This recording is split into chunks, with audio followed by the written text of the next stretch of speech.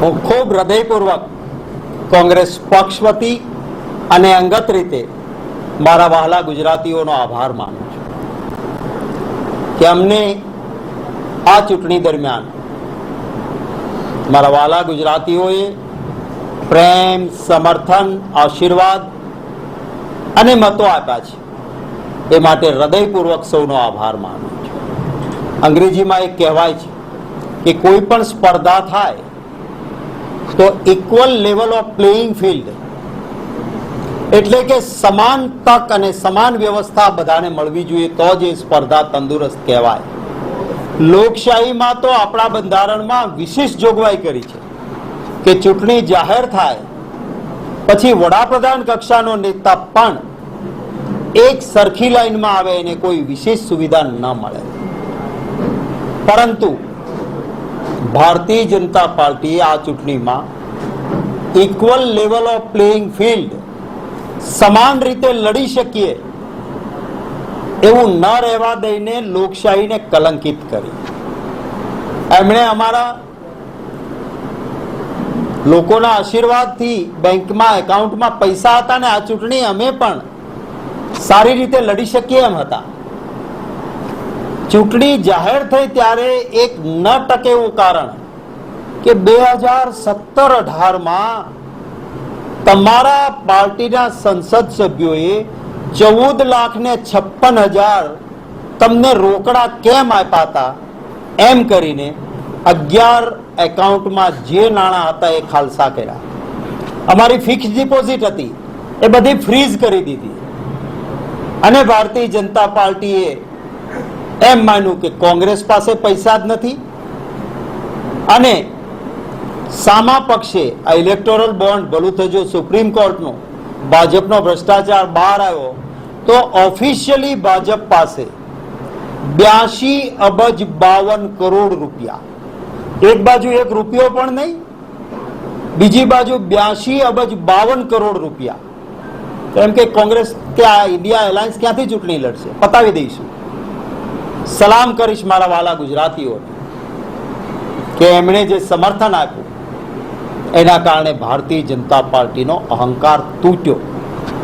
ભાજપ શું કહેતું હતું પહેલા? કોંગ્રેસને ઉમેદવાર જ નહીં મળે. પછી કહેવાનું ચાલુ કર્યું કે ઉમેદવાર મળશે પણ પાછા ખેંચાઈ જશે, બધા ફોર્મ રદ થઈ જશે. ફાયવા નહીં. પછી કહ્યું કે 26 બેઠક 5 લાખ મતથી જીતી લઈશું. કોંગ્રેસ વાળાની ડિપોઝિટો જપ્ત થઈ જશે.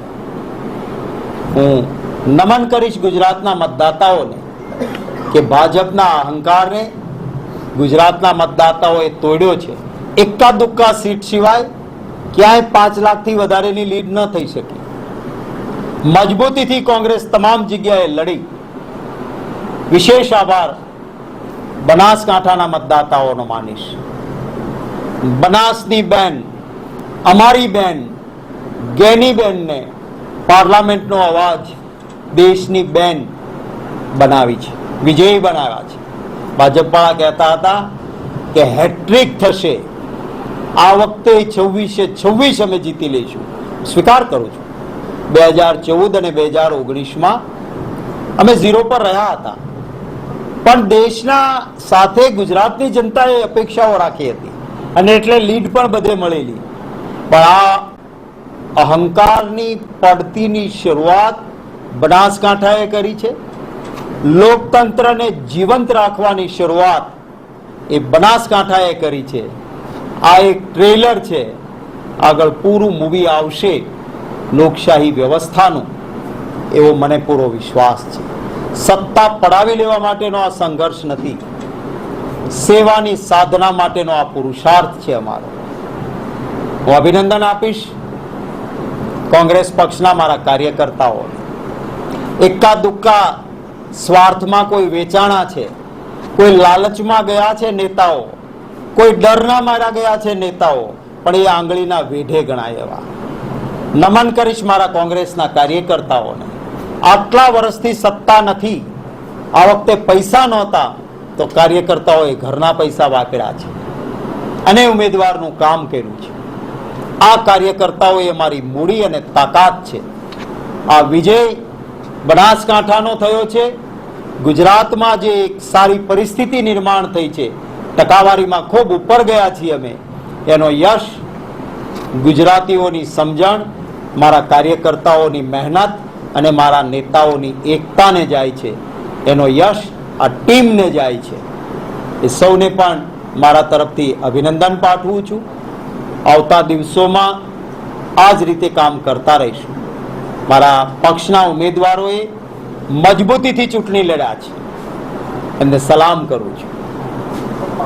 એમણે સહેજ પણ મગજ પર હારી જાય અને શું થઈ એવું ભારણ રાખ્યા વગર તમામ જગ્યાએ મજબૂતીથી તમામ ઉમેદવારો લડ્યા છે.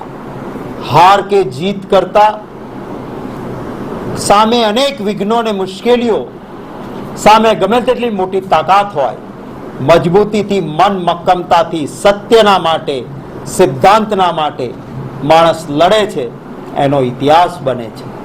બનાસકાંઠાએ શરૂઆત કરી છે. પાટણમાં અમે બહુ થોડા મતોથી હાર્યા. છેક સુધી લીડમાં રહેલી સીટ છેલ્લે તકલીફમાં આવી. અન્ય જગ્યાએ પણ આપ જો જૂના આંકડાઓ જોઈશો તો ખૂબ ગ્રાફ ઊંચો ગયો છે. ઇન્ડિયા ગઠબંધનના અમારા સાથીઓનો પણ ખૂબ હૃદયપૂર્વક આભાર માનું છું. દલો કા નહીં દિલો કા મિલન હૈ, એવી રીતે આખા દેશમાં ચૂંટણી લડાઈ છે, એ માટે પણ સૌનો આભાર માનું છું. આપના કોઈ સવાલો હોય તો સ્વાગત છે.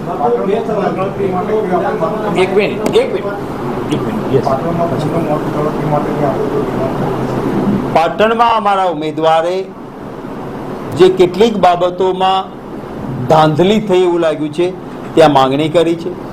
અન્ય જગ્યાએ પણ જ્યાં એવું થયું છે ત્યાં ચોક્કસ અમે ઉમેદવારોને કહ્યું હતું